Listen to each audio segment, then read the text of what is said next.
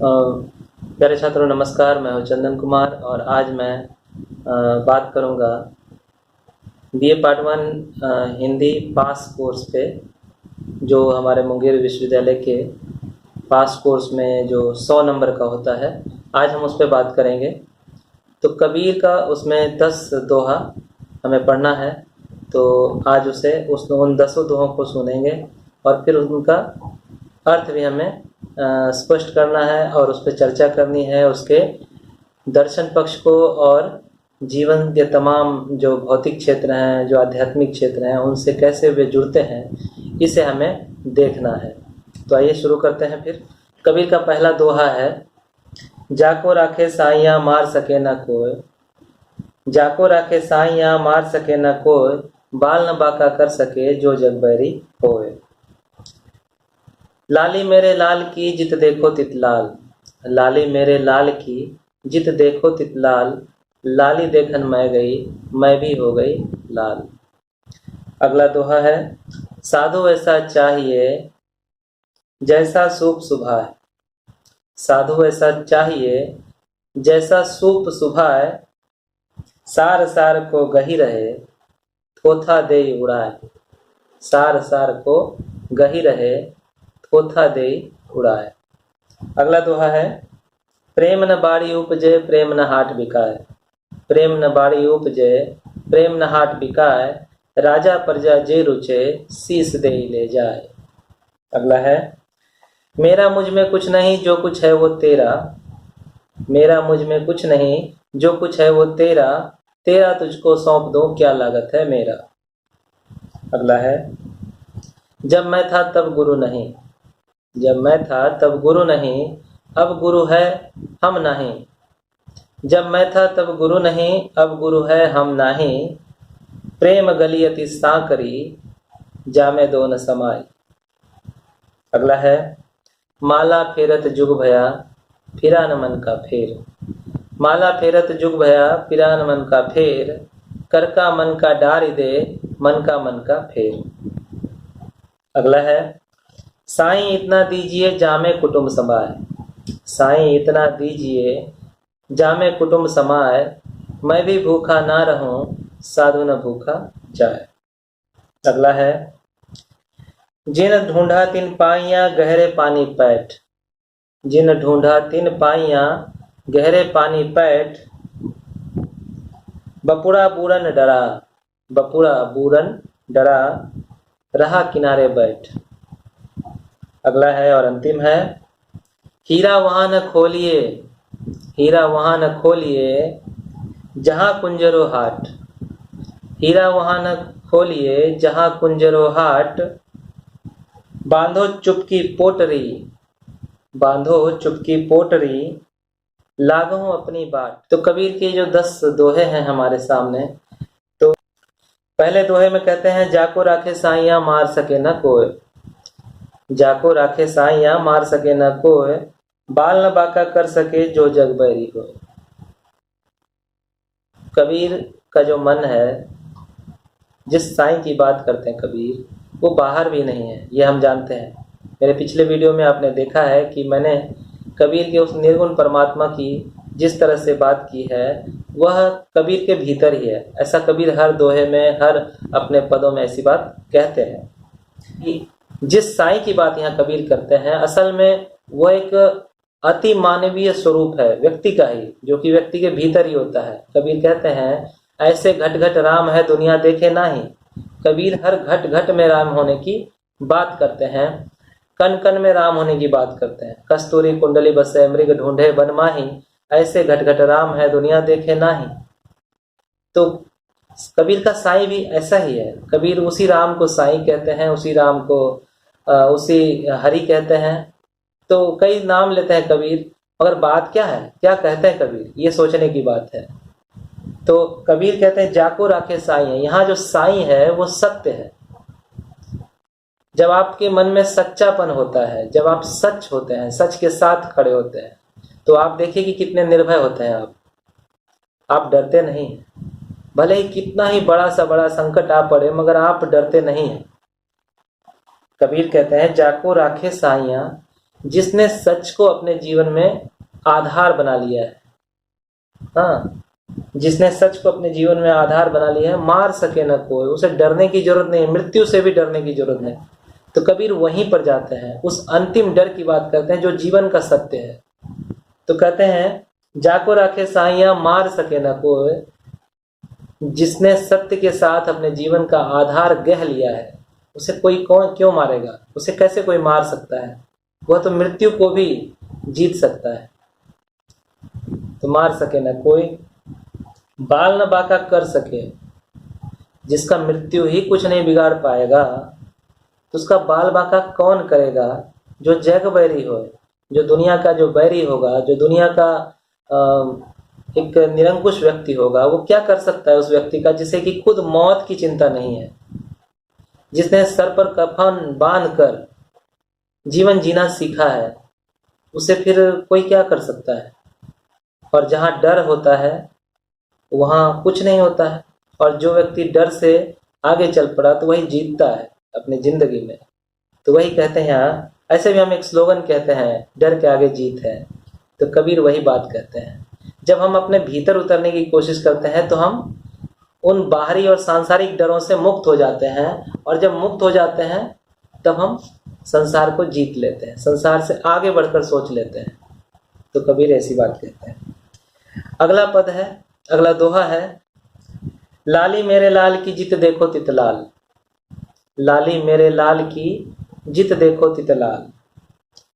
जिसको लाली कहते हैं कबीर, वो लाली क्या है? लाली क्या है, इसे समझने की जरूरत है। लाली मेरे लाल की जित देखो तितलाल, लाली देखन मैं गई मैं भी हो गई लाल। लाली मेरे लाल की जित देखो तितलाल, जो परमात्मा अंदर है उसी का जो विस्तार है बाहर है। तो कबीर कहते हैं, मेरे जो परमात्मा की जो ऊर्जा है, जो उसका अस्तित्व है, वो भीतर भी है और बाहर ही है, बाहर भी है। जहां देखो वही वहां है, कण कण में राम है। तो लाली मेरे लाल की जित देखो तितलाल, जहां भी देखो वहीं लाल है, परमात्मा है, वहीं परमात्मा है। मेरा जो निर्गुण सत्ता है मेरी, वो वहीं पर है, वो मेरे भीतर भी है और मेरे बाहर भी है, और हर एक जगह फैली हुई है। तो कहते हैं फिर आगे, लाली देखन मैं गई मैं भी हो गई लाल। उस लाली को, उस प्राणस चेतना को देखने के लिए जब मैं गई, जब उसका एहसास करने के लिए उसके सामने गई, तो मैं भी हो गई लाल, तो मैं भी लाल हो गई। वैसे ही जैसे कि एक बूंद समुद्र में डूब जाए तो हम बूंद को नहीं खोज पाते हैं। एक बूंद चली समुद्र की ओर, बरसात की बूंद, और वो सागर में गिर गई, तो क्या आप उसे खोज सकते हैं? तो एक बूंद चली समुद्र को देखने, और समुद्र के आगोश में समा करके वो समुद्र का हिस्सा बन गई। तो यही कबीर यहाँ कुछ ऐसे ही कहते हैं। फिर अगला दोहा है, साधु ऐसा चाहिए जैसा शुभ सुभाए। व्यक्ति के परिष्कार की बात करते हैं कबीर। भीतर के चेतना को, भीतर के सोच को, भीतर के विचार को जब हम निर्मल करते हैं तो वही साधुता है। कबीर कहते हैं, साधु ऐसा चाहिए जैसा सूप सुभाए। सूप आपने देखा होगा अपने किचन में, तो सूप, हमारी माँ और बहनें जब सूप से कुछ चीज़ें फटकती है तो जो मुख्य चीज़ होता है वो भीतर ही रह जाता है, और जो हल्का पदार्थ होता है वो उड़ जाता है उसको फटकते हुए। तो कहते हैं जैसा कि एक व्यक्ति साधु अगर है, वो बनना चाहता है, वो साधु का जीवन जीना चाहता है, तो उसको सूप की तरह का होना पड़ेगा। जैसा सूप सुभाए, सार सार को गही रहे। जो सार है जीवन का, जो सत्य है जीवन का, जुड़ा हुआ जो अनुभव है, उसको वो व्यक्ति चुन लेता है, उसको रख लेता है, और थोथा दे उड़ाए। जो झूठा है, जो मतलब हल्के दर्जे का चीज है, उसको सूप क्या करता है? उड़ा देता है। ठीक इसी तरह व्यक्ति को भी अच्छी बातों को ध्यान में रखना चाहिए और बुरी चीजों को छोड़ देना चाहिए। कबीर ऐसा कहते हैं, और तभी वो व्यक्ति परमात्मा के रास्ते में आगे बढ़ सकता है, ईश्वर के रास्ते में आगे बढ़कर साधुता को महसूस कर सकता है, उसके गुणों को हासिल कर सकता है। अगला दोहा है, प्रेम न बाड़ी उपजे प्रेम न हाट बिकाए। प्रेम न बाड़ी उपजे प्रेम न हाट बिकाए, राजा प्रजा जे रुचे शीश दे ले जाए। कहते हैं प्रेम बाड़ी में नहीं उपजता है, प्रेम इतना आसान नहीं है कि हम उसको सहज पा सकते हैं। प्रेम का जो भाव भूमि है वो बहुत ही ऊंचा है और वही ईश्वरीय तत्व है। कबीर ऐसा उसको कहते हैं, प्रेम न बाड़ी उपजे प्रेम न हाट बिका। ना ही प्रेम को हम बाजार से खरीद सकते हैं। प्रेम के उत्प्रेरक चीज, जो वासनात्मक जीवन के उत्प्रेरक चीज है, उसको तो हम बाहर खोज सकते हैं, पा सकते हैं, मगर निश्चल प्रेम को नहीं पा सकते हैं। तो कबीर ये कहते हैं कि प्रेम न बाड़ी उपजे प्रेम न हाट बिकाए, राजा प्रजा जे रुचे। प्रेम ना तो किसी से भेदभाव करता है और ना ही किसी में अंतर करके कि कोई हासिल कर सकता है प्रेम को। राजा और प्रजा यानी राजा भी हो सकता है और एक आम आदमी भी हो सकता है। जिसे भी रुचे प्रेम का मार्ग, वो शीश दे ही ले जाए, अपने अहंकार को झुका करके, अहंकार को खत्म करके उसे ले जा सकता है। शीश मीन्स, शीश यहाँ प्रतीकित है अहंकार शब्द। जब आप प्रेम करते हैं तो आप अहंकार विहीन होते हैं अपने उस व्यक्ति के सामने की जिसको आप प्रेम करते हैं। अगर आपके मन का एक कोई ईगो है तो आप उसे प्रेम नहीं जता सकते हैं, प्रेम कर नहीं सकते हैं, घुल मिल नहीं सकते हैं। न्योछावर करने की प्रक्रिया होती है प्रेम में, सब कुछ देना होता है, लेना कुछ भी नहीं होता है। तो यहाँ अहंकार को देना होता है, अहंकार को झुकाना होता है, और अहंकार को जब हम मिटा देते हैं अपने आप से, तभी हम प्रेम के असल रास्ते पर चल पाते हैं। और वही प्रेम हमें ईश्वरीय स्तर को पहुंचा सकता है, हमारी चेतना से हमारी पहचान करा सकता है।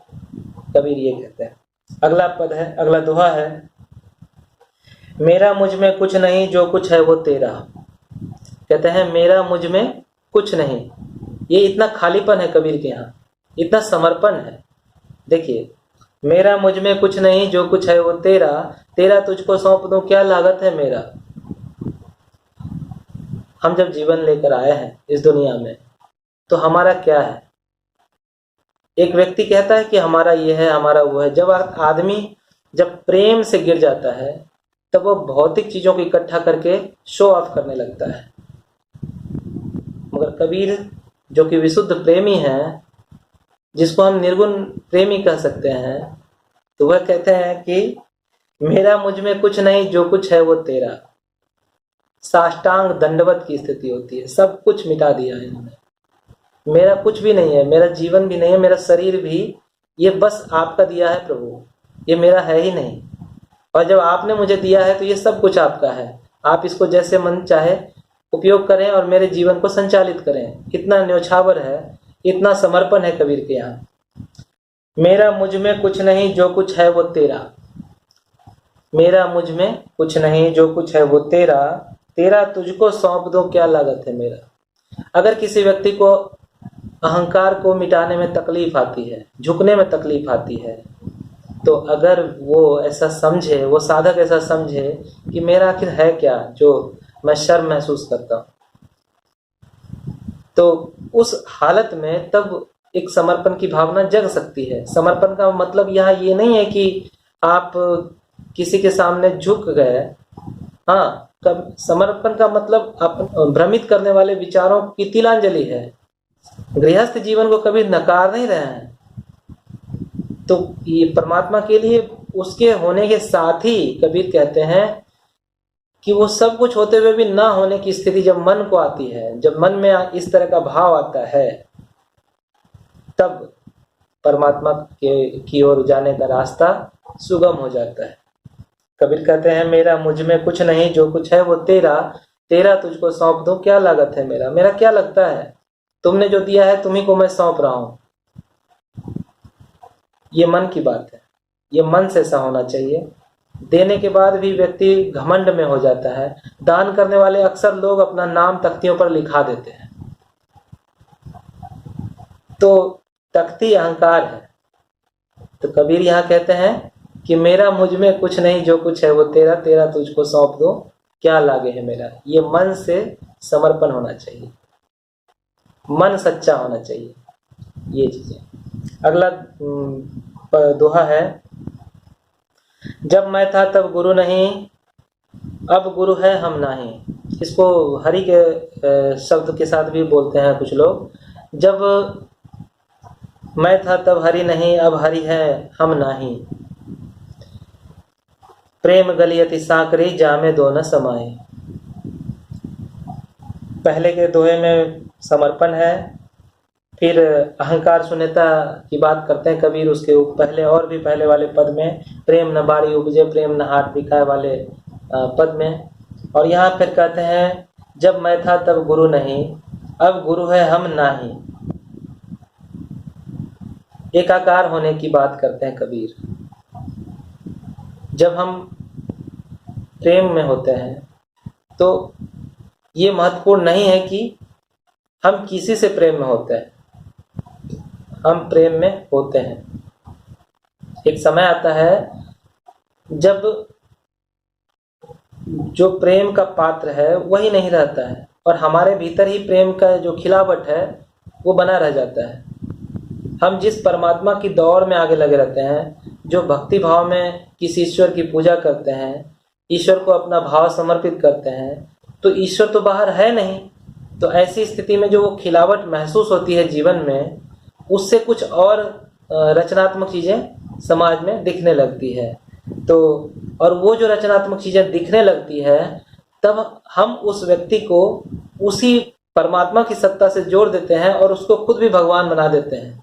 भक्त भगवान से ऊंचा हो जाता है। इसके कई उदाहरण हमारे शास्त्रों में हैं। हनुमान अगर राम की पूजा करते हैं तो सीने में राम की छवि दिखाते हैं, और राम का जितना पूजा नहीं किया जाता है हमारे समाज में, उससे ज्यादा हनुमान की पूजा होती है। तो एकाकार की स्थिति है ये। कबीर कहते हैं, जब मैं था तब गुरु नहीं, अब गुरु है हम नहीं।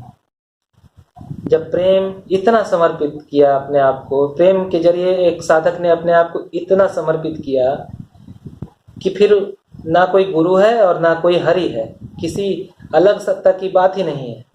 एक सत्ता के साथ जब व्यक्ति एकाकार होता है और वही हो जाता है, तब क्या होता है? प्रेम गली अति साकरी, जामे दो न समाई।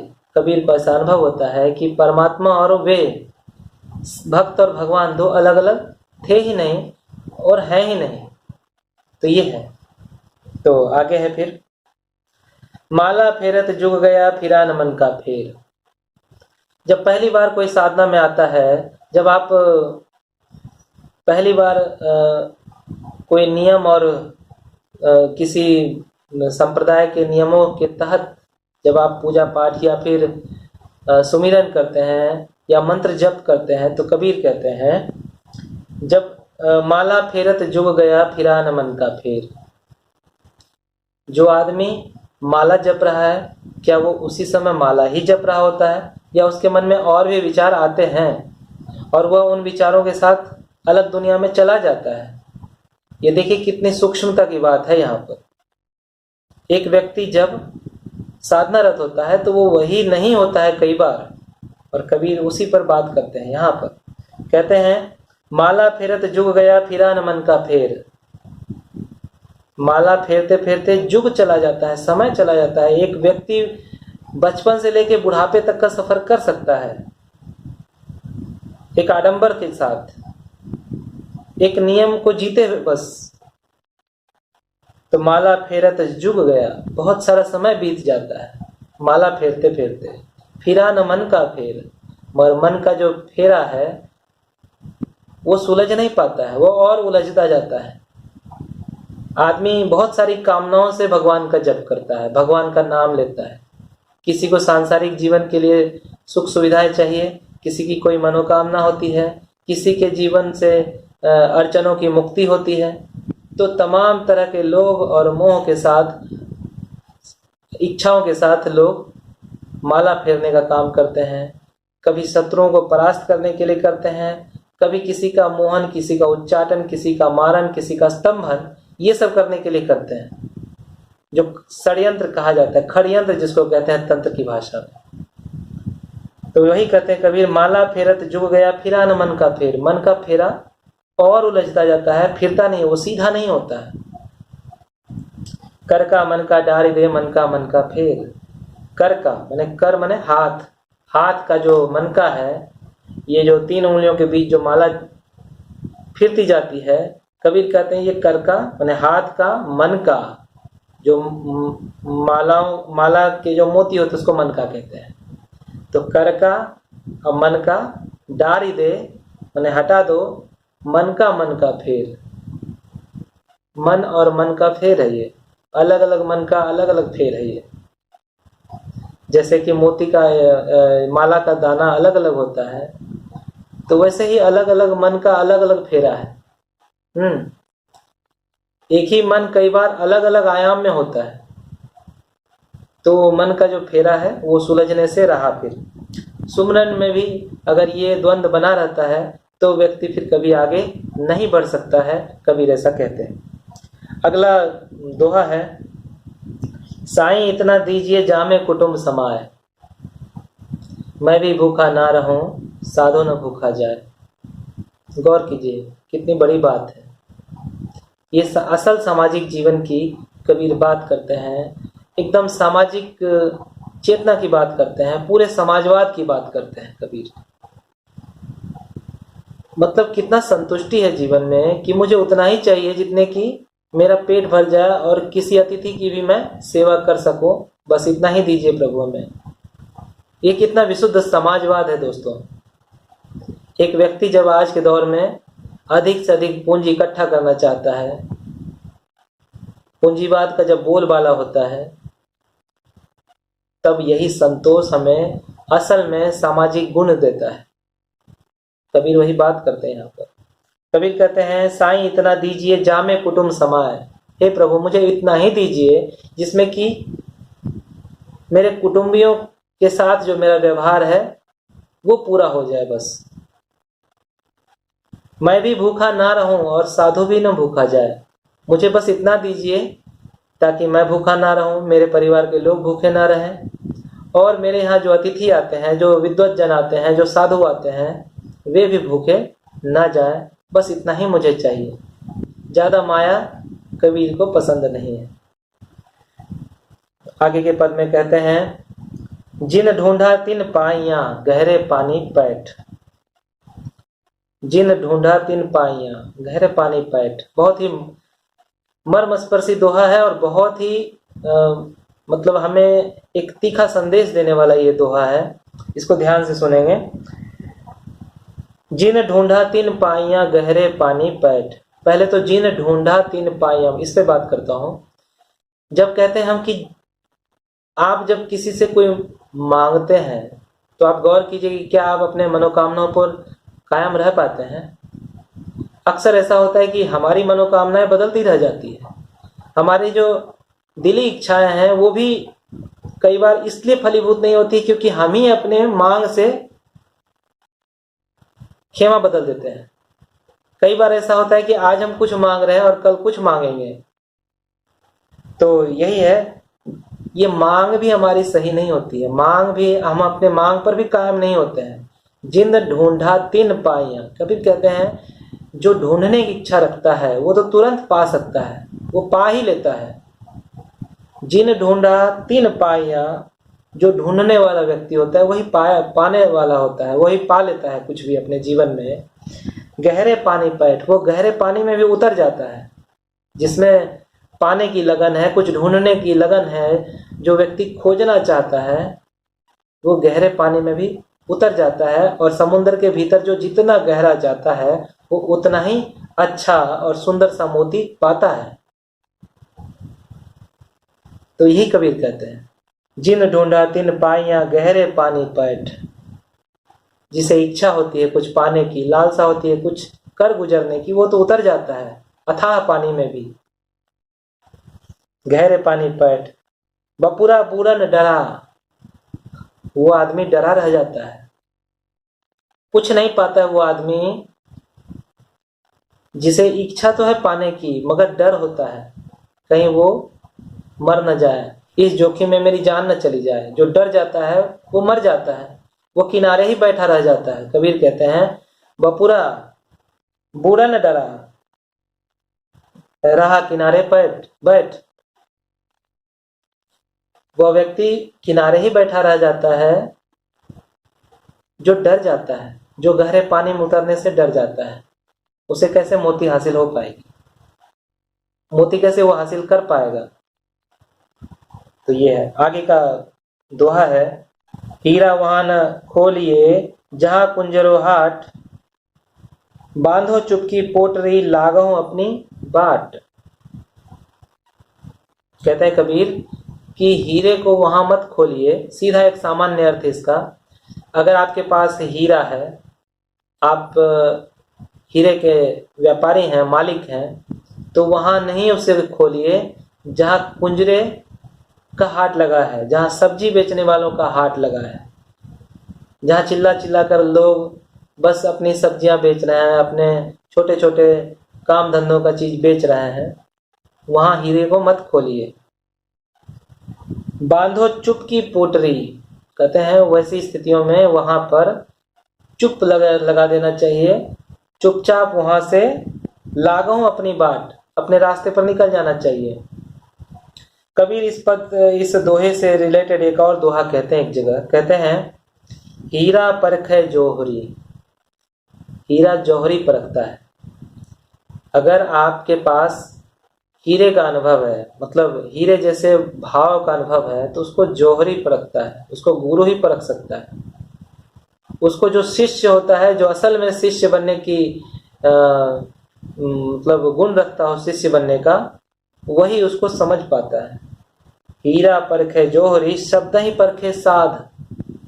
जैसे हीरा को जौहरी परख लेता है, वैसे ही शब्द को साधु परखते हैं, साधक परखते हैं। वही यहाँ पे है। प्रकारांतर से कबीर यही बात यहाँ कहते हैं, हीरा वहां न खोलिए जहां कुंजरो हाट।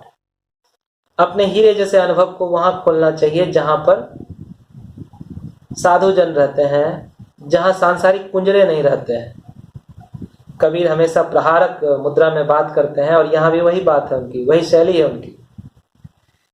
हीरे रूपी अनुभव को वहां खोलना चाहिए जहां साधु जैसे लोग होते हैं, जहां उसका मोल लगाने वाले लोग होते हैं, जहां कुंजरों का हाट होता है, जहां सांसारिक लोगों का जमावड़ा होता है, वहां हीरे रूपी शब्दों को, हीरे रूपी अनुभव को खोलना नहीं चाहिए।